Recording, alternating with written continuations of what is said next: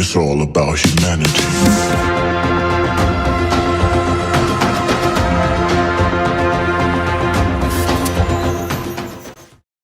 Welcome everyone. I can see you all joining in the chat. For those that are new, I'm Brian. I'm known as the UKBitcoinMaster. You can see it there. This is the Bullish Bitcoin Show where no matter what is going on with the price, whether we are booming, whether we are crashing, you will always get 20 to 30 minutes of bullish signal from me.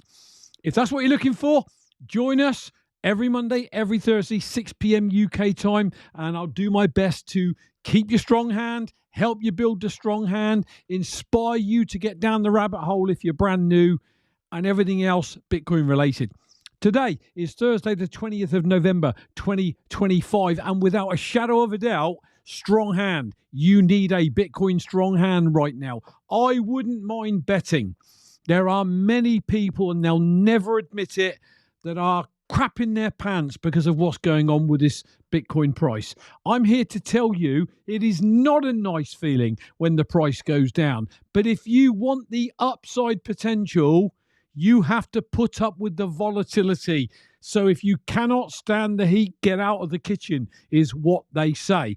If you dig deep, you learn, you do your proof of work, you understand what makes this whole thing tick, how Bitcoin fits in with the narrative that, the mainstream, the macro landscape, etc., is all relevant to what happens to the Bitcoin price. So, it is down. You can get more sats for your dollar. So for that group of you excited because the price is down and you're looking to stack cheap sats, you can currently get for every dollar 1,151 sats.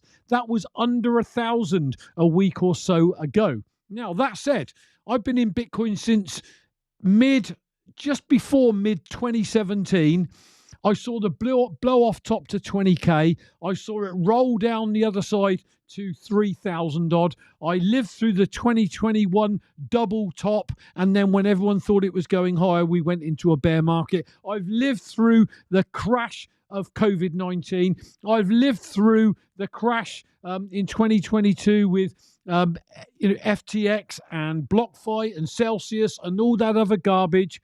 And I'll live through this one too. And if you can do that and sleep soundly in your bed at night without worrying and laying awake sweating on what's going on because you invested in something that you hoped was going to go up and take you to the moon next month, then you're definitely in the wrong asset, people, I can tell you. So for those here for the very first time, do your own research.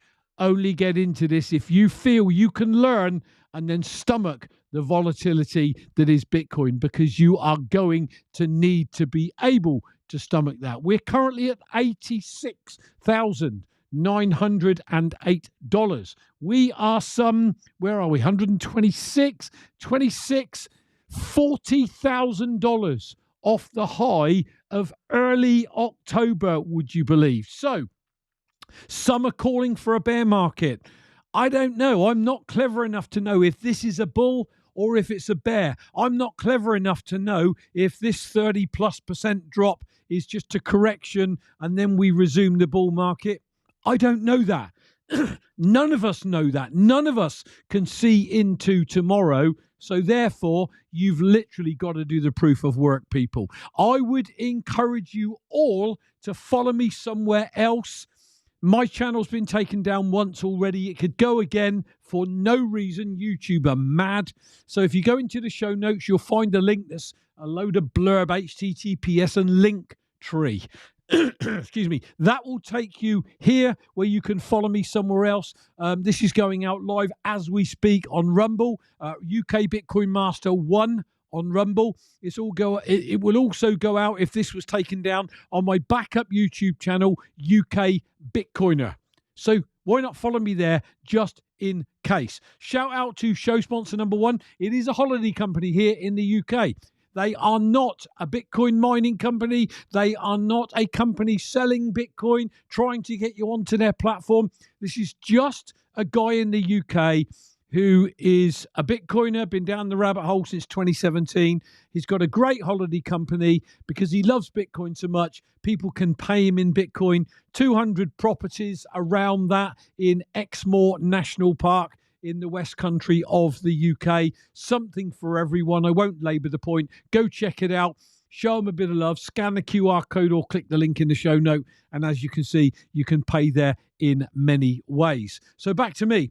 Okay, Phil C., good to see you, dude. Thank you for tagging my name. It's lit up bright orange for you, Phil. And that's for you, for me. And that stood out instantly. So people, if you want my attention, it helps to type in my name, UKBitcoinMaster, then a message, then my name, as Phil has done, Phil C, and it will light up in orange and it will catch my attention, and then I'll look over. So if you want to get my attention, do that. So let's see who we've got in the chat. I've seen Chelsea Baz is with us. Good to see you, buddy. Eddie Willers back from his travels. Jessa Toshi is in the house. I don't know if you're new here or whether you're one of our regulars who's changed their name. I haven't got a clue, but you are welcome. Smash the like button, everyone. Elaine Mrs. UK is here. Well, I know she's here. She's downstairs. Janet Yellen's liquidity somewhere across the US, trucking away, I am sure. Good to see you as always, dude. Yorkie Bitcoiner is with us. Daniel Street is in the house. Barefoot Barry coming in from New Zealand. We've got Mike MS Bit ETH in the house. Mike, always a pleasure to see you live. Phil C is with us. Great to see you, Phil. Mr. Six is in the house. Going down the list. Yorkie Bitcoiner. I've got John M is with us. Eco Warrior, chatting from the iPad today. Yeah, good to see you, Eco Warrior. I'm assuming that's Justin, but I'm not sure. Eco Warrior. Oh, my mate, all these different name changes. I don't know whether I'm saying hello and welcoming a new member to the group or whether it's somebody who's on their iPad and they're signed in with a different name. Sort your lives out, people. Look across your platforms and get it all the same on all of them. So, it's a nightmare. Anyway, we got to get on with the show. So, you're all aware that the price is tanking down. The first bit of perspective that I want to give you all, if I may, is this one. The fear and greed index. This works the sentiment of people around Bitcoin, and we are currently at extreme fear. And that's not a good sign. It doesn't make anyone feel good. But the perspective is we've got 11 extreme fear in crypto. But look, even the stock market is at 18 and in extreme fear. So when you think it is your Bitcoin crashing, it is Bitcoin failing, it is Bitcoin broken and it's going to zero. No, it's not. Everything out there is tanking. Look at this, the last 7 days in the stock market, in the S&P 500. Look at the bloodbath there. So what I'm trying to say is don't get caught up that it's just Bitcoin that is failing and going down and it's all over and I've got to sell out before I lose all of my dosh, because it is not, people. You can see that from the stock market as well. So hopefully, hopefully I've been working with the live streaming platform guys to help me sort out my issue with the sound on my videos, and I really hope I've got it sorted for you all today. I've been testing all afternoon and it is working. So, excuse me. So with a bit of luck, we are going to be able to run sorry, swallowed a bit of saliva.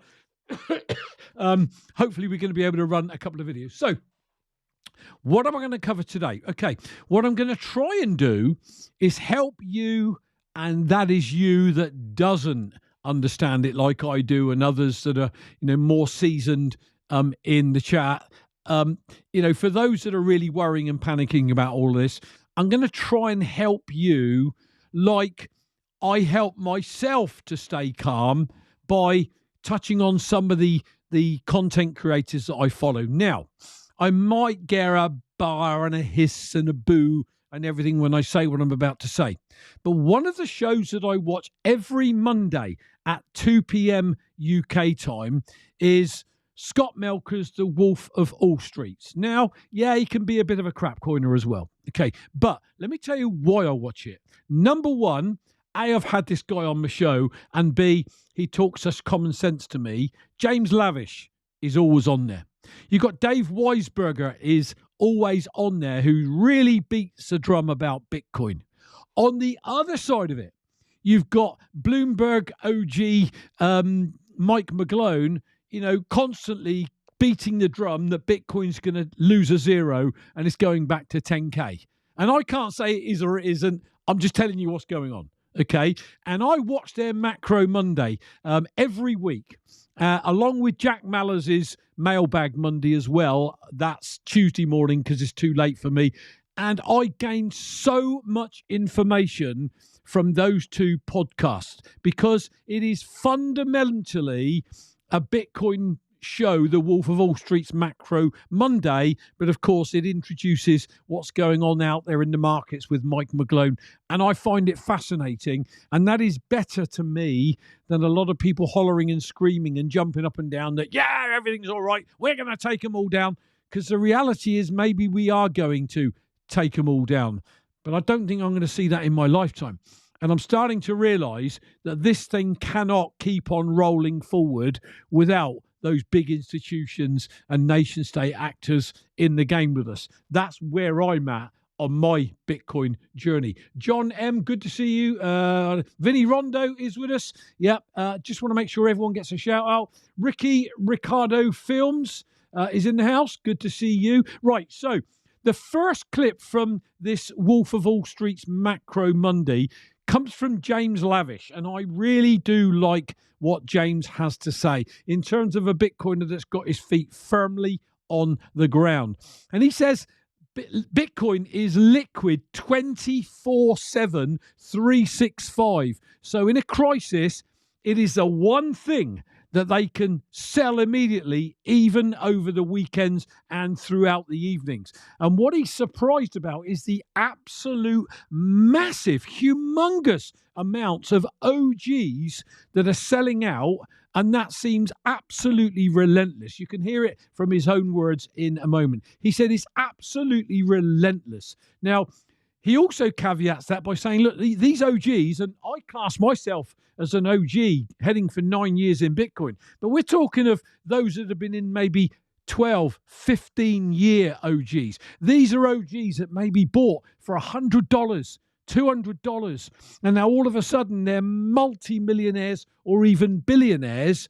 And I think, and I'm talking from my perspective now, I think, why shouldn't they take some chips off the table and create a lifestyle, go buy that yacht, go buy that castle, or help their kids, get on the property ladder, or whatever it might be? Why shouldn't they do that? And I've had this debate with people saying, no, it can't be OGs selling, no, it's not all coming from OGs. Well, look, James Lavish has got his own hedge fund. He's deep in the weeds of what he looks at to see what is going on and who's selling what.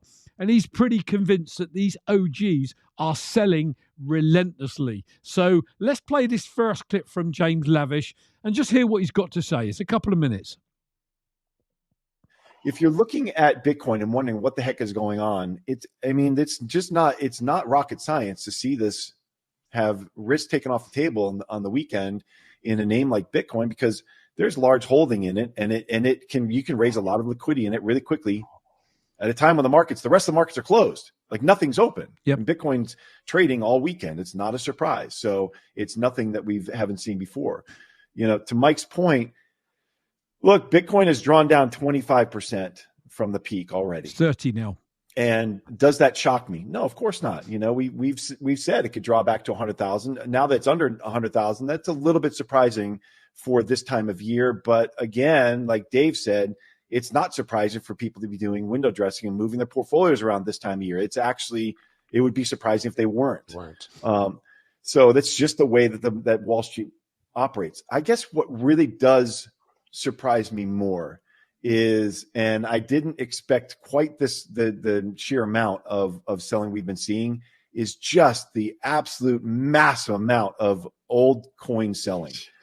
Just a mass amount of old coin selling. I couldn't tell you how that, where that data comes from, but he clearly has got his own way of checking that. The OGs are they are dumping and dumping and dumping. And you can say what you want. Maybe they're moving wallets. They're not. You rationalize in any way you want. It's an IPO. It's like it's like the post IPO activity where the first players get out. You can say whatever you want. The reality is they're cashing in, and they're going to cash and yachts is what they're doing. And again, I will reiterate, I don't blame them. I mean, if you've held on for this long and you've done this well and you've become a billionaire from holding 1,000 coins, God bless you, And people have to remember this for some of these guys, this is 10, 20, 30% of their coins. You can't make the assumption that they're unloading everything. A lot of these guys are literally driving Toyota Corollas, living in a 1-bedroom apartment, and are finally thinking, hey, it's been 15 years.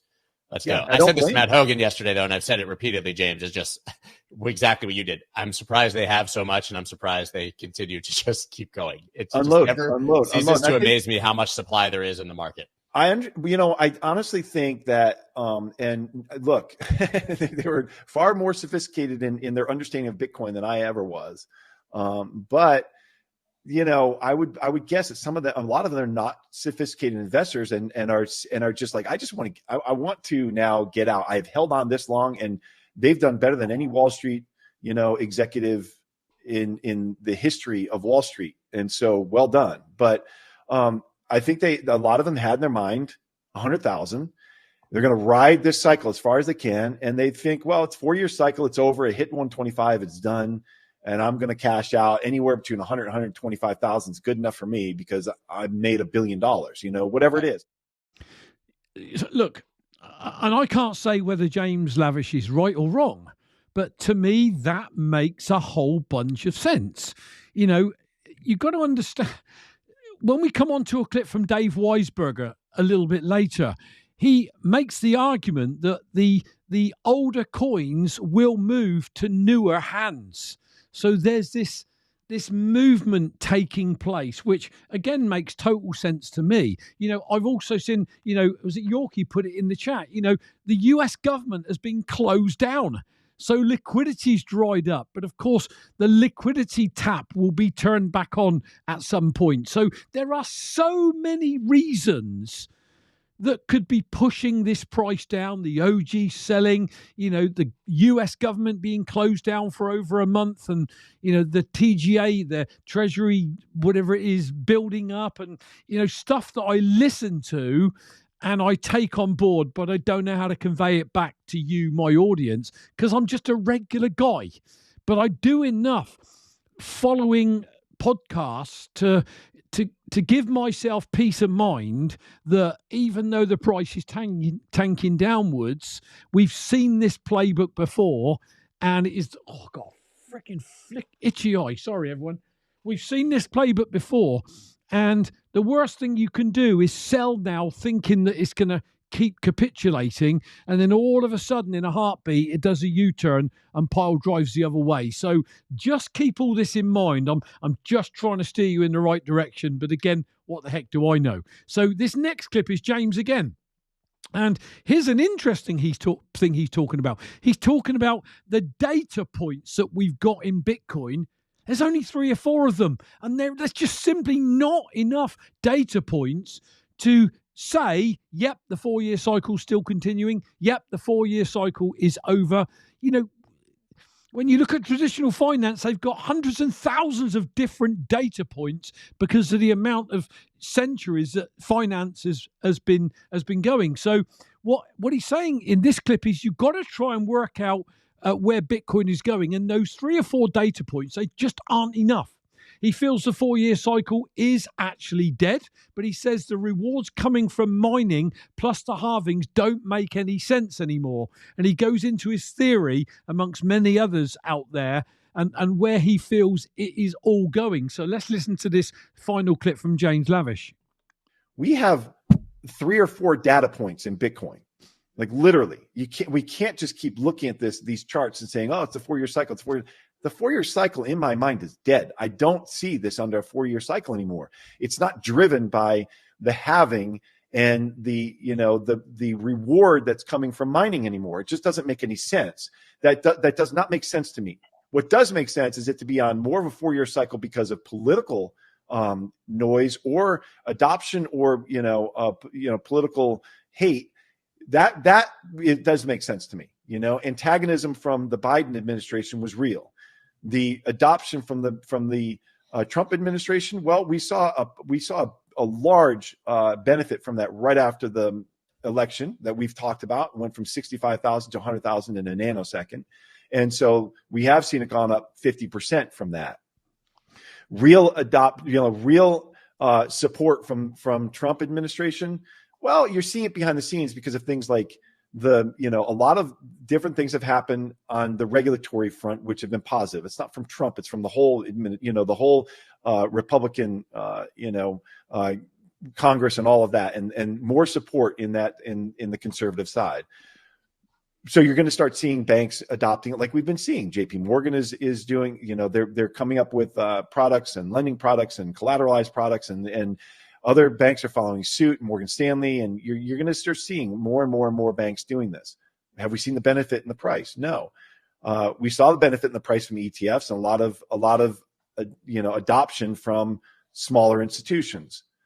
We just saw that the IBIT is one of, if not the largest single position that Harvard owns, the Harvard Endowment. That's a big deal.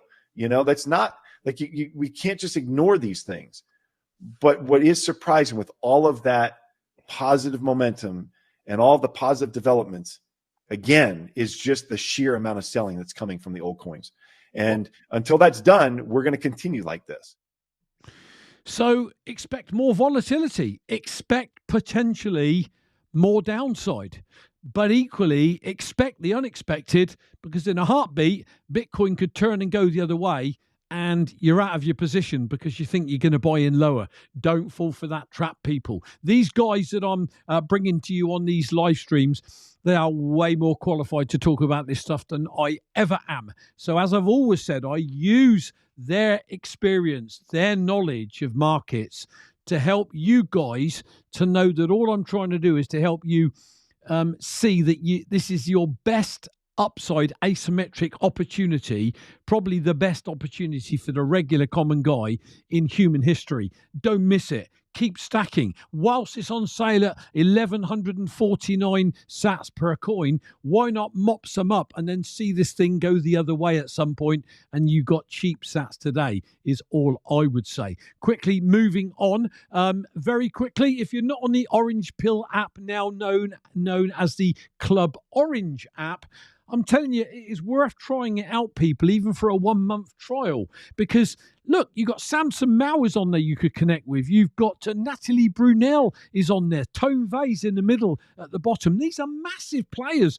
in the Bitcoin space. And you can send them an internal message. And if they respond, you're connected to them forever. I'm connected with many of the big names. Nico from Simply Bitcoin, BTC Sessions, Natalie Brunel I'm connected with, and others. And you should try it out. It's an app for Bitcoiners. If you're going to try it out, though, use my link in the show notes to get 5,000 sats once you've taken out a subscription. By the Book Accountancy is the other show sponsor. Robin Thatcher down here, just above me.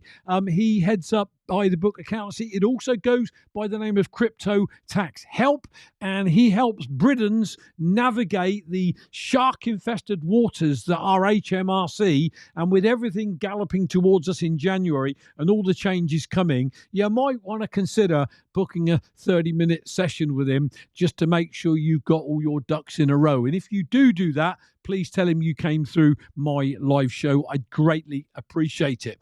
Okay, so I want to get on to the final clip, if I may, and this is Dave Weisberger. He really is a mega Bitcoin bull, even though he invests in other things, and I'm okay with that. Each to their own. But he always beats a drum about Bitcoin, and it is the only coin that could ever be money, etc.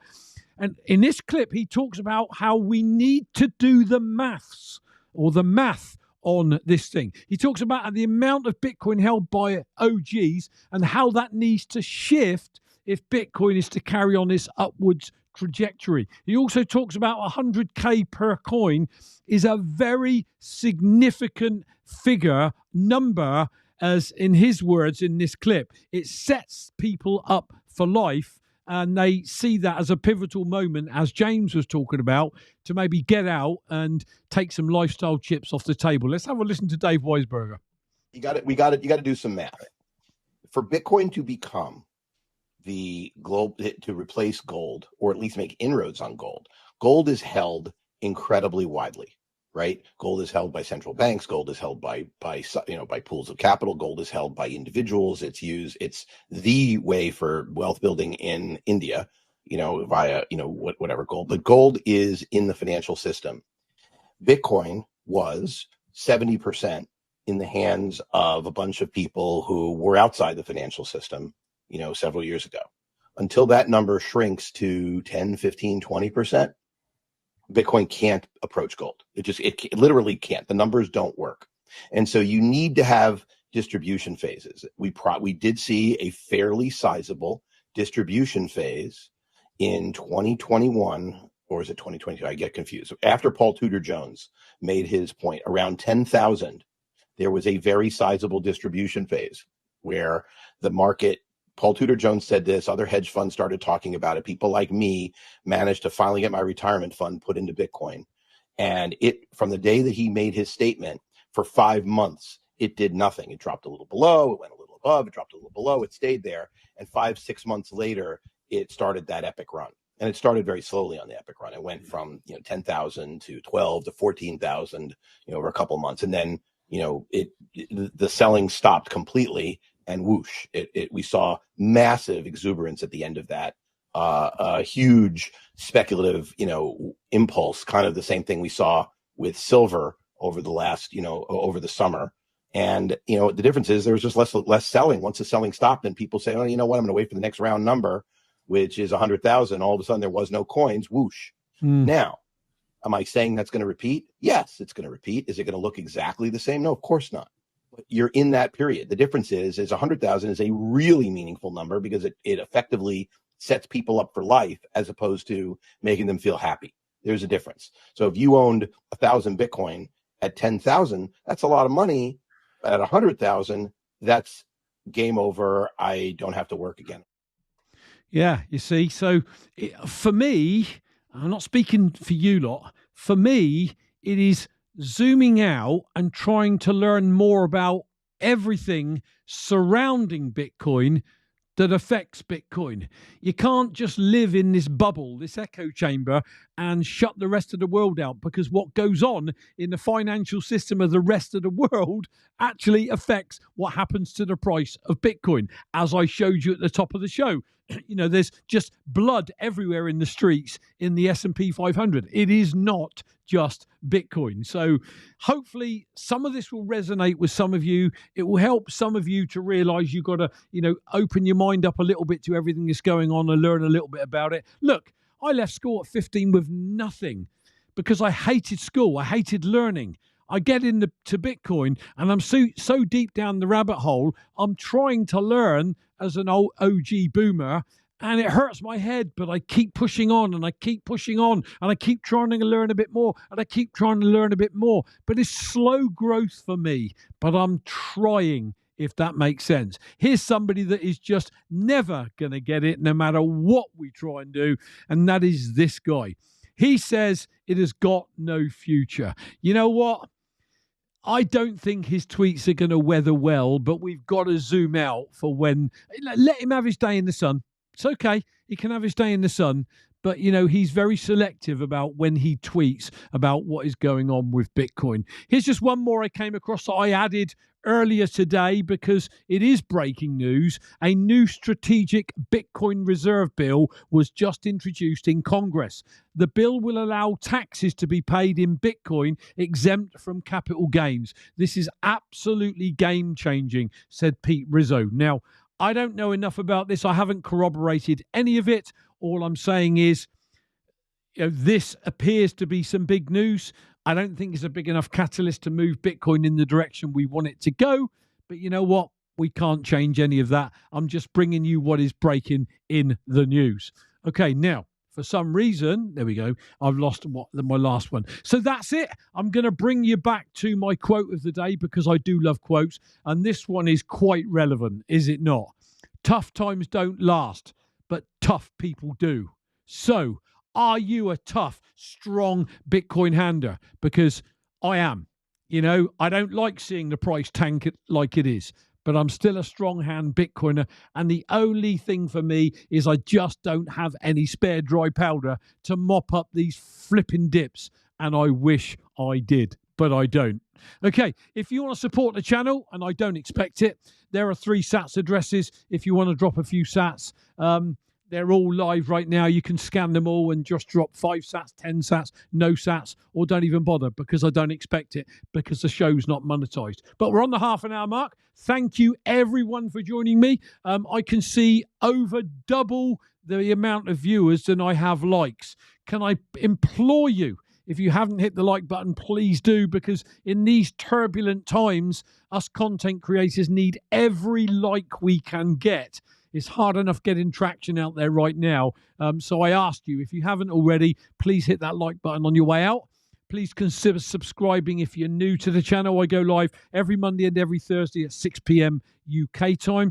Please go into the show after the stream is aired, refresh your browser and leave a comment because it really does help the YouTube algorithm. But until then, hopefully you guys in the US, I'll catch you Monday. I probably won't catch you next Thursday being Thanksgiving, but I look forward to seeing you all on Monday. But from me to you, I wish each and every one of you a great morning, afternoon, evening, weekend, whatever you are doing. Stay safe, have fun with your family. Keep looking at the price chart because it does send you doolally like it does me. But I'll catch you all on Monday, 6 p.m. London, as always. Until then, have a good one, you all. I'll leave you with Chelsea Baz's awesome song about the money being broken. See you all Monday.